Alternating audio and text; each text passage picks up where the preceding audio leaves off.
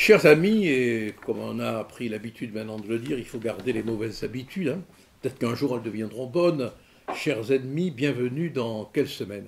Quand on a choisi le nom de cette émission et qu'on s'est mis d'accord pour l'appeler Quelle semaine, avec un point d'exclamation, on ne savait pas qu'on irait de semaine en semaine, ahurissante, époustouflante, déroutante, triste, comique, et ayant un fil conducteur qu'on retrouve maintenant constamment, c'est l'autodestruction de notre société, de notre identité, de notre culture. Bon, c'est quand même tout à fait surprenant de voir que, au fil du temps, il y a toujours le même phénomène, le même mécanisme qui se produit.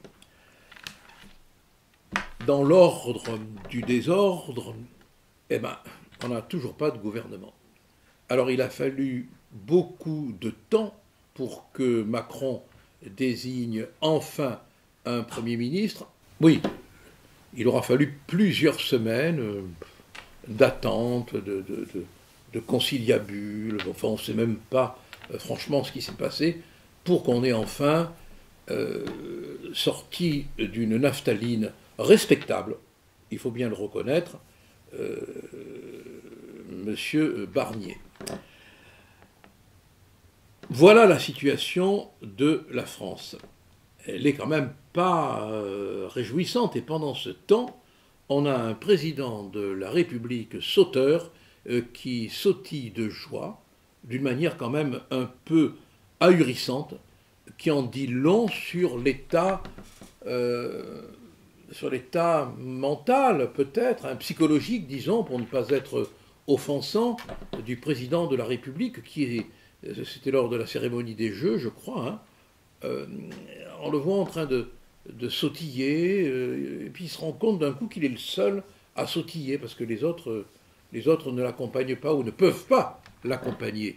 C'est quand même complètement grotesque, quoi. Bon, ben, c'est à l'image de ce que la société, la politique, la vie sont devenus, quoi, des espèces de moments de cirque qui échappent à la raison, qui échappent à la culture. On a l'impression que tout se joue sur les cordes d'un nombril délirant, et qui a pour conséquence l'agitation, la trépidation, les petits sauts qu'on voit. Bon.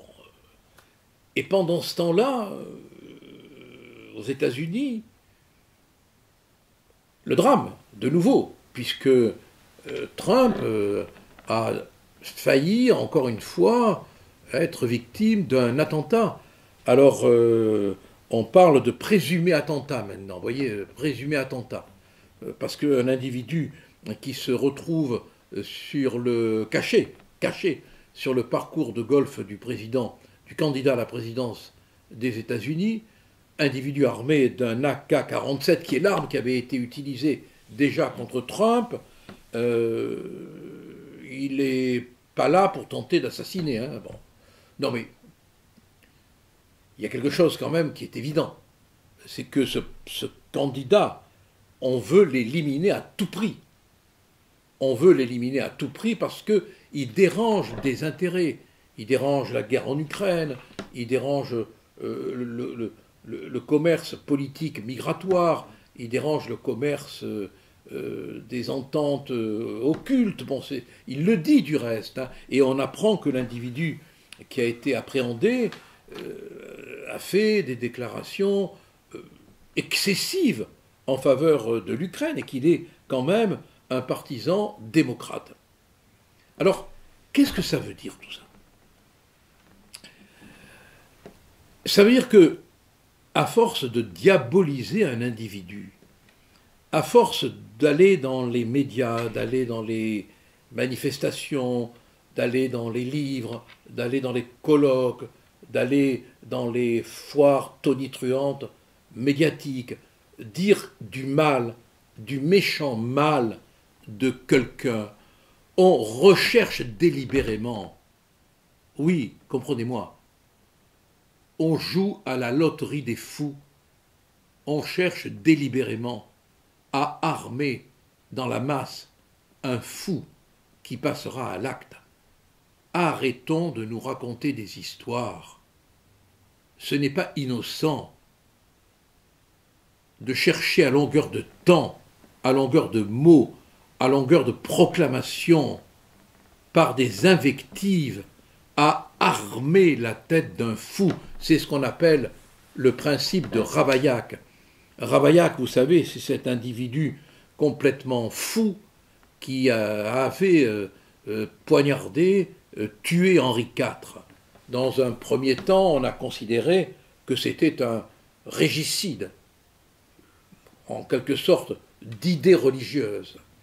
Et puis toutes les études que j'ai pu lire, parce que je me suis passionné pour la personnalité criminelle de Ravaillac, j'ai même écrit là-dessus, on s'est rendu compte que cet individu avait été choisi parce que fou, parce que repéré comme capable de passer à l'acte une fois qu'on aurait suffisamment armé son délire.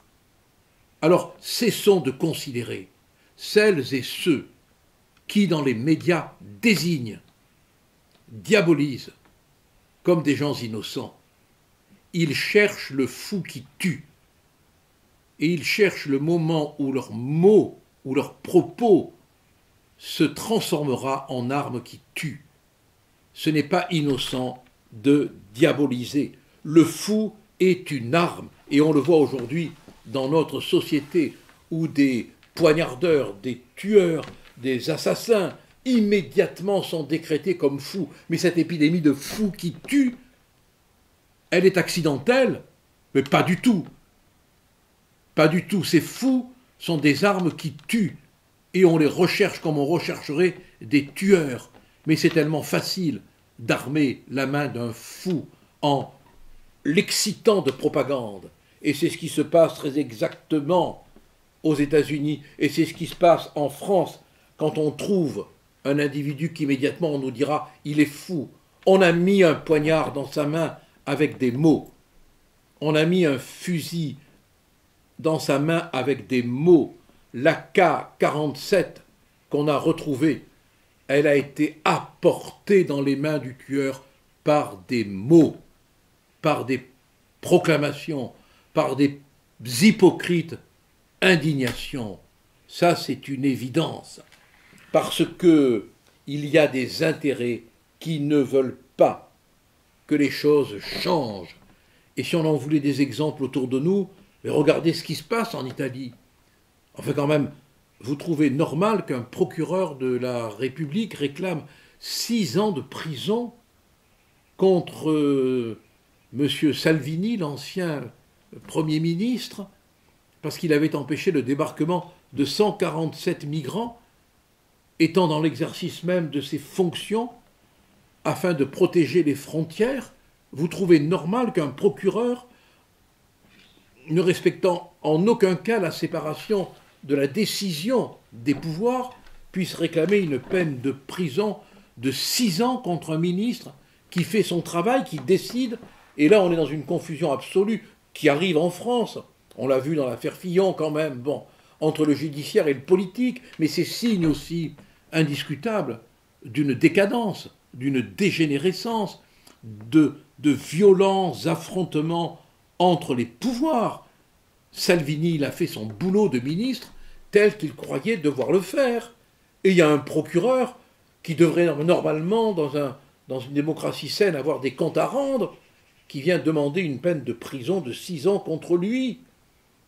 Non, mais il y a quelque chose qui ne va plus, quoi. Les ministres ne peuvent plus être ministres. Ils doivent demander la permission au procureur avant de prendre une décision, alors que partout en Europe, les pays se réveillent sur la question de l'immigration. En Allemagne, sous la poussée de l'AfD, bien sûr, on veut et on pratique un retour aux frontières pendant 6 mois. On applique le programme du RN, sans que personne gueule au fascisme, au racisme, parce qu'il n'y a ni fascisme ni racisme. Il y a des mesures de bon sens, et c'est la même chose aux Pays-Bas, et c'est la même chose en Suède, et c'est la même chose en Italie, et c'est la même chose au Danemark, et c'est la même chose en Hongrie, et même, incroyable mais vrai, c'est presque la même chose maintenant au Canada sous le poids de l'opinion publique. Et en France, 77% des Français demandent qu'on prenne des mesures strictes aux frontières. Mais en France, on n'est pas aux Pays-Bas, on n'est pas en Suède, on n'est pas en Allemagne, on n'est pas au Danemark, on n'est pas en Hongrie, on n'est pas au Canada, on est en France, où on attend d'avoir des ministres. Franchement, on est foutu, quoi. On est dans un état de délabrement qui est incroyable, quoi, qui est inconcevable. Le directeur de l'Observatoire de l'immigration, c'est pas rien quand même, il tire un bilan catastrophique de la situation. Catastrophique, vous entendez? Et en France, qu'est-ce qu'on fait? On compte les coups. Et oui, on compte les coups de couteau, et les coups de feu. Voilà, mais on ne fait rien. Ah oui, si, on envisage quand il y aura des ministres, d'organiser un ministère de l'immigration pour faire semblant, pour donner du sang au vide, alors que le ministre de l'Intérieur pourrait parfaitement s'en occuper. Mais enfin, rassurez-vous, pendant que les vrais problèmes existent, on a les éternels pitres pour occuper la situation. C'est vrai, c'est extraordinaire, quoi. Bon, on a maintenant des comiques médiatiques qu'autrefois on ne calculerait même pas, qu'on n'aurait même pas considéré, parce qu'on aurait trouvé que c'était abaisser le principe culturel, le principe démocratique, le principe institutionnel que d'aller donner de l'importance à ces gens-là. Mais là, non. Et bien sûr, le champion, vous l'avez deviné, c'est Delogu. Non pas tant parce que il lit comme à l'école maternelle, c'est pas forcément sa faute, mais parce qu'il aurait pu répéter son texte. Mais surtout, il aurait pu le travailler, son texte. Non, vous croyez pas? Mais surtout parce que il a la prétention maintenant d'être maire de Marseille, oui. Mais vous allez voir que s'il est élu, il va interdire le Vieux-Port. Hein. Ben oui, pour cause de discrimination alimentaire, bien sûr. Et puis, si on lui demande qui est De Gaulle, il répondra évidemment que c'est un aéroport. Mais ce qui est grave, dans le fait qu'ils disent ne pas savoir qui est Pétain, et ça je suis étonné que personne ne l'ait dit, ça veut dire que derrière cette ignorance crasse, il ne sait pas ce qu'est l'étoile jaune, il ne sait pas ce qu'est le statut des Juifs, il ne sait pas ce qu'est la rafle du Veldiv, il ne sait pas ce qu'est la milice, il ne sait pas ce qu'est le Vercors, il ne sait pas ce qu'est Jean Moulin, il ne sait pas ce qu'est la résistance. Et quand on lui parle d'Israël, il parle de la vache en or, sans doute faisant une confusion avec le veau d'or.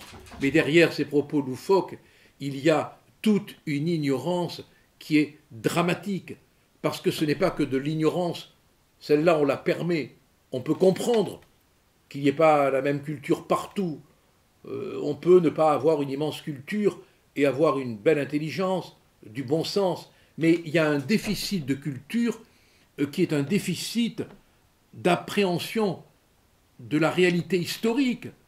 Comment peut-il traiter les autres de fascistes, cette espèce, pas de qualificatif, hein, alors qu'il est vide de tout ce que notre histoire peut représenter de critiquable, de contestable, de discutable. Voilà. C'est un vide sonore, cet individu. Et il ose, comme beaucoup de gens de la France insoumise, il ose donner des leçons alors qu'il est le vide même du savoir des leçons qu'il aurait pu donner. Mais s'il n'y avait que Delogu qu'on a surnommé Ducobu. Oui, Ducobu. Eh oui, bien sûr. S'il n'y avait que Delogu pour afficher son ignorance éthique de l'histoire. Mais il y en a d'autres, et ça nous apporte la même signification.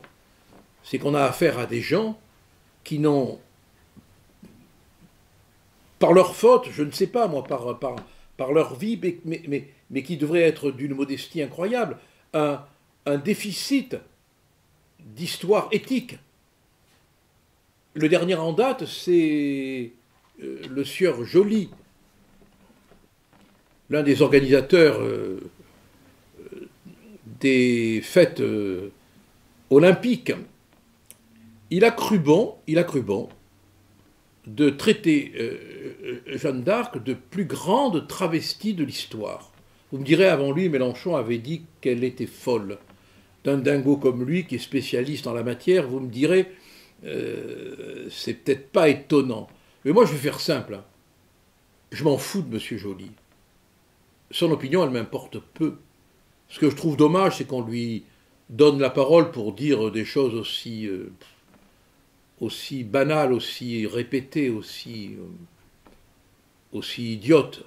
Vous savez, entre Max Gallo, Péguy, Malraux, Villon, Michelet, De Gaulle et bien d'autres, la République, qui ont reconnu Jeanne d'Arc et qui lui ont rendu hommage, je préfère modestement être du côté de Malraux, de Max Gallo, de Péguy, de Michelet, de De Gaulle, de Villon, de la République, que de ce monsieur Joly dont je me fous. Et puis quand même, Michelet, que j'avais oublié, souvenez-vous de ce qu'il disait. Français et Françaises, souvenons-nous toujours que la patrie chez nous est née du cœur d'une femme, de sa tendresse, de ses larmes, du sang qu'elle a versé pour nous. Oui, mais derrière le propos pas très joli de M. Joly, n'oubliez pas aussi qu'il y a des églises qui brûlent, des prêtres qu'on violente, un prêtre qu'on égorge, des églises qu'on détériore, des statues de la Vierge qu'on déchire, des profanations partout. Ne l'oubliez pas. Là encore, derrière l'ignorance, il y a la violence. Souvent.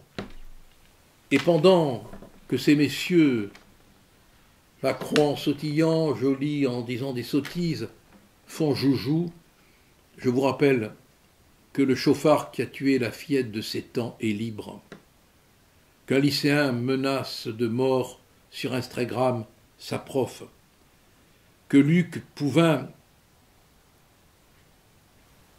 dont le frère a été abattu près de Grenoble, découvre que Abdoul, l'assassin de Liliane Dejean, avait déjà été impliqué dans le meurtre de son frère pour être à côté de l'assassin et qu'il détenait une arme. Pendant ce temps-là, un monsieur appelle à l'intifada dans Paris et ses banlieues. Pendant ce temps-là, des jeunes femmes sont suivies dans la rue par un individu qui s'amuse à les poignarder. Pendant ce temps-là, à Valence, un conducteur qui avait percuté un véhicule est rattrapé par des individus cagoulés qui le frappent à mort. Alors je conclus par l'étude de Eric Klein dans le Figaro. La question n'est pas de savoir si notre civilisation va s'effondrer, mais quand. Voilà. Eh bien, essayons, si vous voulez bien, de lutter contre cet effondrement. Merci de vos réactions et n'hésitez pas à poser des questions. Je fais un devoir d'honneur, quelle qu'elle soit, d'y répondre. Croyez-moi, nous avons le sentiment que Tout fout le camp. La politique ne veut plus rien dire. La télévision ne veut plus rien dire. Les débats ne veulent plus rien dire. Il y a une telle usure des participants, il y a une telle usure des échanges, qu'on est arrivé, oui, au bout des mots. Au bout des mots. Alors continuons dans cette espèce de, oui, de compagnie, de compagnonnage, à communiquer ensemble. Envoyez-moi vos questions, je répondrai. Et merci de ne pas oublier, il faut que je vous le dise chaque fois, de cliquer sur la petite cloche pour qu'on soit de plus en plus nombreux. Parce que plus on sera nombreux, plus on pourra lutter. Allez, merci et à la semaine prochaine. Et j'attends vos questions, promis, hein, j'y répondrai.